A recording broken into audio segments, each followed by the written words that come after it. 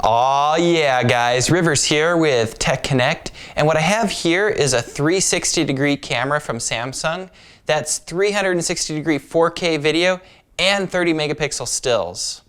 Now I've already done an initial review of this camera, but since then I've had more time and I've taken it up here to Yosemite where I can test it in camping conditions. So keep watching this video so I can show you some tips and tricks using this camera and just some advice on shooting 360-degree video in general.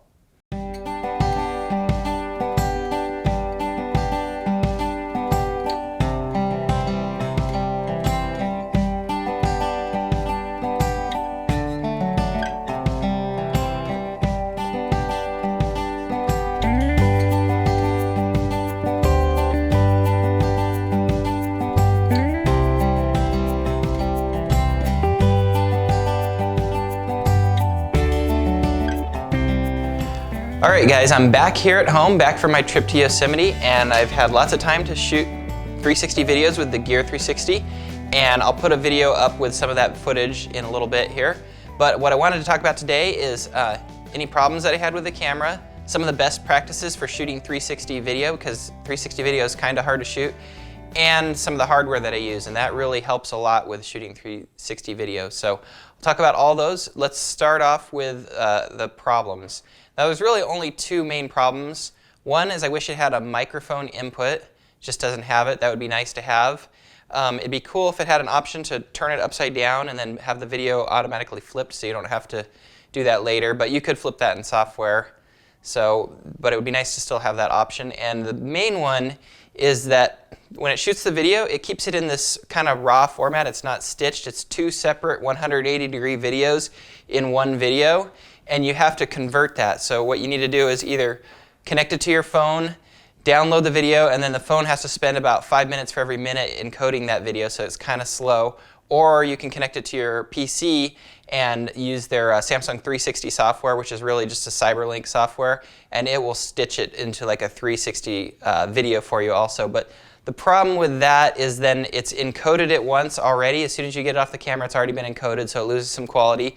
Then you need to edit it, and that's going to encode it again, so it loses more quality. And then you're going to upload it to YouTube, and that's going to again encode it, and it's going to, by that time it gets a little bit less sharp. So it would be really nice if the next version of this camera actually stitched it before it came off the camera. That would be a big plus. But still, this is probably the best 360-degree camera out right now. I mean, most of them don't do 4K. This is about the only one that does, especially for a decent price. Okay, that was really the only problems I've had with the camera. Everything else has been pretty good. Also, people are saying, oh, it has a line between where it stitches the two videos together, and it's like, yeah, if people are really close to the camera, probably maybe less than a foot away, it seems to get that. And there's a little bit, you know, if things are close, but it's not that bad. It really is not that noticeable to me. So, and I think it's better than a lot of videos I've seen out there too. And it only has two lenses to stitch together. Imagine one like a GoPro, which has like 6, I think, to stitch together. There's lots more room for problems with those. So anyways, I don't think that's a problem at all. Okay, so now let's go on to the hardware and best practices. So number one, it comes with this soft case. It's really soft inside, so it pads this lens in here. This is the best thing. Do not lose this case because it's awesome. You just stick it on the top here. You can put this whole thing in your backpack and, you know, draw the string, and nothing's going to scratch your camera. It's perfect for that. So I use this the whole trip. Then I could just put the whole tripod deal in my backpack, pull it out, and I'm ready to go. So that was key. Definitely use that for padding the camera, because if it's going to be rolling around on things, those lenses are definitely going to get scratched pretty easily. Number two, get a selfie stick. I'd say get a really good one. This one's like kind of a higher end one. It's called the X-Shot, and it's got a screw in the bottom so you can mount it onto a tripod, or I've got it on this little mini Manfrotto tripod here. And this thing's actually totally awesome for, especially for outdoors and stuff, because you've got this little adjustment here. You can just adjust it, say it's on like a hill or something like that. You can put it on the hill, tighten this down, and then it's like perfectly vertical. Or I just stick it on the ground, bring this up, and now we can bring this, it goes about 3 feet high. So with the total of the tripod and everything, you got about 3.5 feet. It's almost chest height. It's a pretty good height.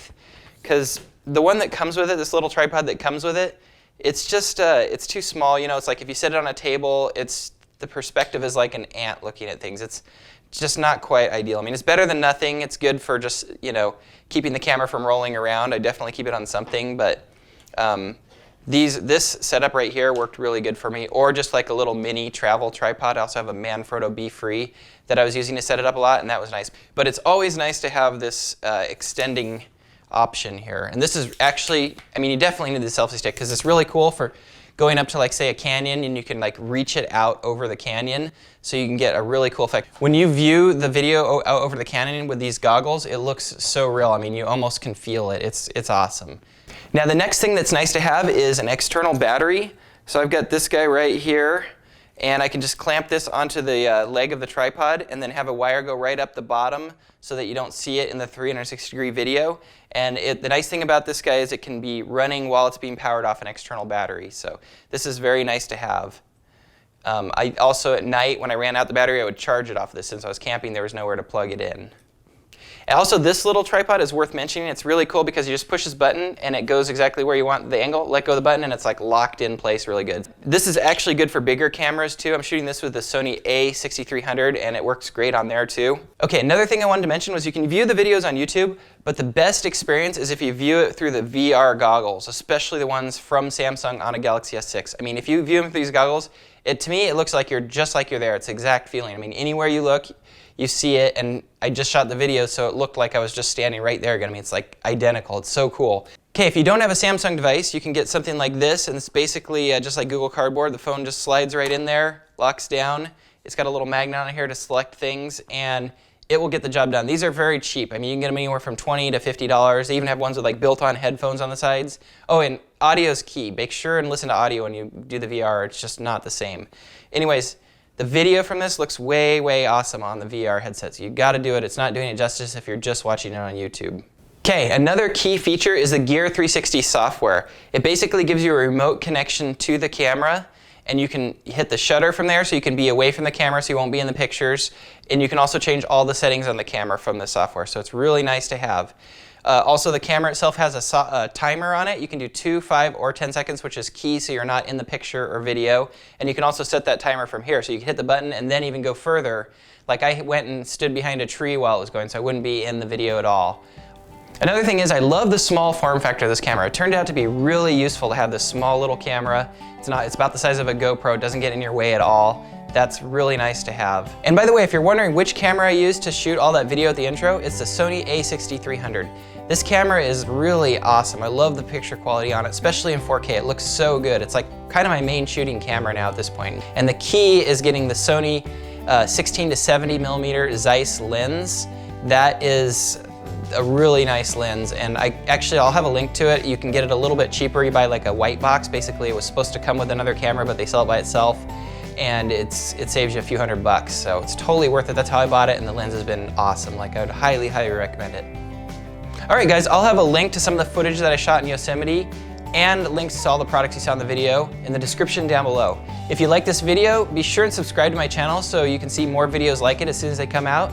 Thanks again for watching, and as always, aloha.